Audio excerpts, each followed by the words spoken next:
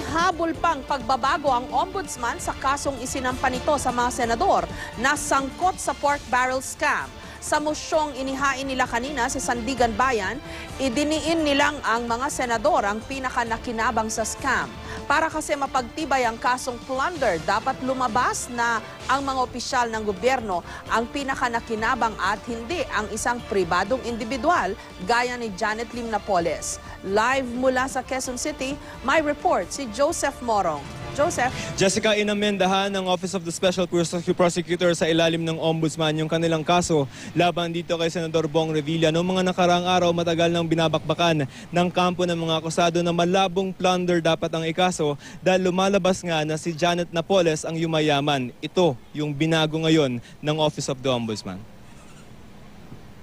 Babasahan na lamang ng sakdal si Senador Bong Revilla bukas, naghahabol pa ang ombudsman ng mga pagbabago sa inihain itong kaso sa Sandigan Bayan. Isinumite kanina ng Office of the Special Prosecutor ang motion nito. Nais ng ombudsman na mas madiin ang mga senador na sila nagpayaman sa PDAF scam sa pamamagitan ng pakipagkonsabahan sa kanilang kapwa akusado. Sa orihinal kasi nitong isinampang kaso, lumalabas na si Janet Lim Napoles ang yumaman sa pakipagkonsabahan sa mga senador at iba pang akusado. Sa kasong plunder kasi, ang dapat maipakitang talagang nakikinabang sa mga iligal na transaksyon ay ang opisyal ng gobyerno, hindi ang isang pribadong individual tulad ni Napoles. Ito mismo ang depensa ni Napoles at Senador Juan Ponce Enrile.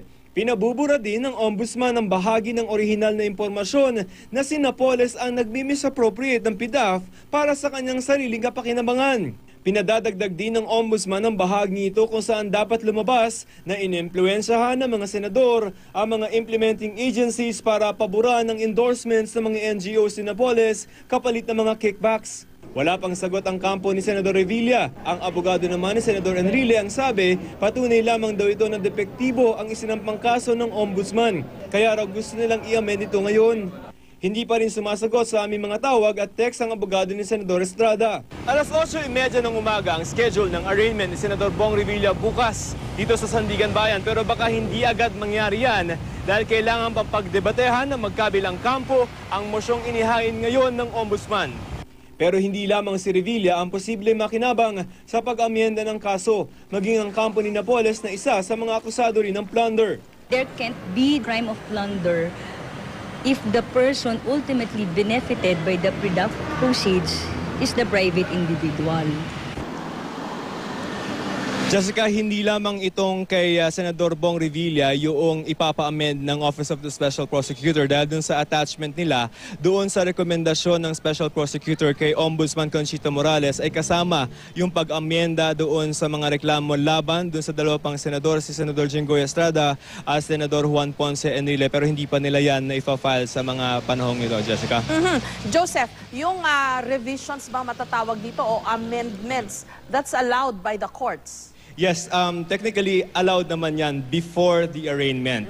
No, so yung ginawa naman ng Office of the Special Prosecutor na paghabol dun sa amendments ay pinapayagan naman yan ng batas. So it's regular. Pero hindi natin mapapredict for now ang magiging appreciation ng court and even the defense panels kung ano yung magiging epekto nito dun sa kabuuang kalagayan ng kaso laban dun sa mga senador at iba mga private individuals. Jessica. Kasi parang pwede nilang i-interpret na ano yun, afterthought lang, di ba?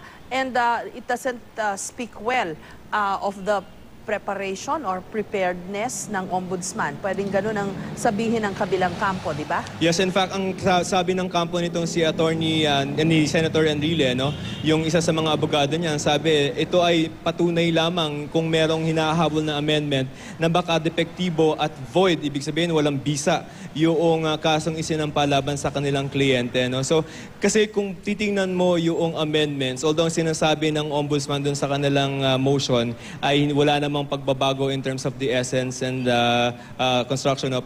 Pero it goes to the heart of the theory, no? Nung kaso nila laban doon sa mga senador, Jessica. Joseph, so itong pagbabagong ito, will it change the flow of the process? Dahil I suppose ginawa nila kay sa kaso against Revilla, they'll have to do it also dun sa kaso against Estrada and against Enrile. Correct, Jessica. Ang mukhang inuna nila tong kay Senador Revilla, no? Kasi nakaschedule na yung arraignment bukas. So, under the rules, kung may pagbabago ka, kung may amendments ka sa mga information na final mo, dapat gawin mo yan bago yung arraignment. Ngayon, si Senador Estrada, ang schedule niya sa Monday. So, hindi natin alam kung magpa-file itong ombudsman before Friday para maihabol in time for the Monday arraignment of Senator Estrada. Yun naman kay Senador Enrile ay hindi pa tayo nakagkakaroon ng resolusyon dun sa motion to dismiss niya. Pero dun nga sa nabasa nating attachments galing sa Office of the Special Prosecutor, mukhang yung mga amendments na yun ay includes the other cases of Senator Estrada and Senator Enrile, Jessica. May explanation ba ang ombudsman kung bakit ginawa nila ito at bakit ngayon lang?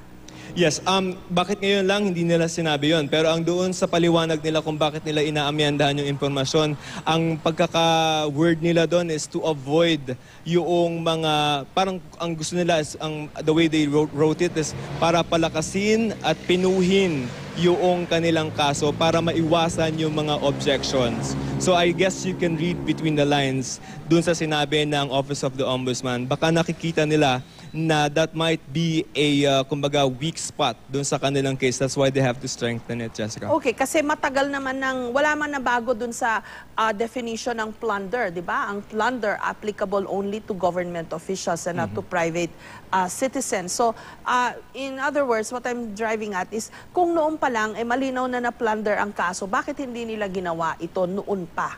Yes, I think it boils down to a matter of how they wrote yung information, no? Kasi ang initial na pagkakasulat is kung babasahin mo, parang equal participation siya. Pero ano lumalabas na ending, in fact, lumalabas na ending ang yumayaman si Napoles.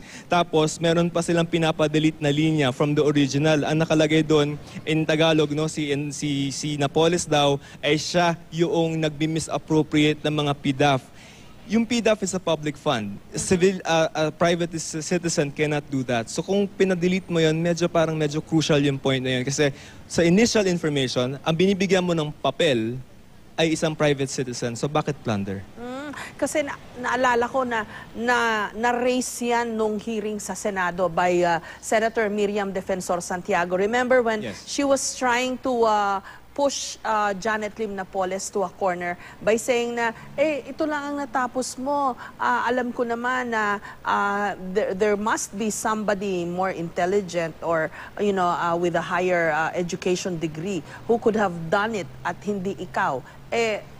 Bakit hindi yun nakita kaya ng ombudsman noon pa lang Senate hearings na yun? Yung point na yan, di ba, kasi ang theory ng mga maraming tao, siya yung utak, sinasabing utak at architect ng PDAF scam. Pero ang sinasabi noon ni Senador Santiago is that you're dealing with public money. Hindi pwedeng gawin mo yan ng sarili mo. Kailangan meron kang, kumbaga, padrino para magawa mo yung maka-access ka ba doon sa government funds, sa sistema ng gobyerno para magawa mo yun, hindi ka dapat ordinaryong citizen. Or kung ordinaryong citizen ka, may kakilala kang mas malakas sa'yo, Jessica.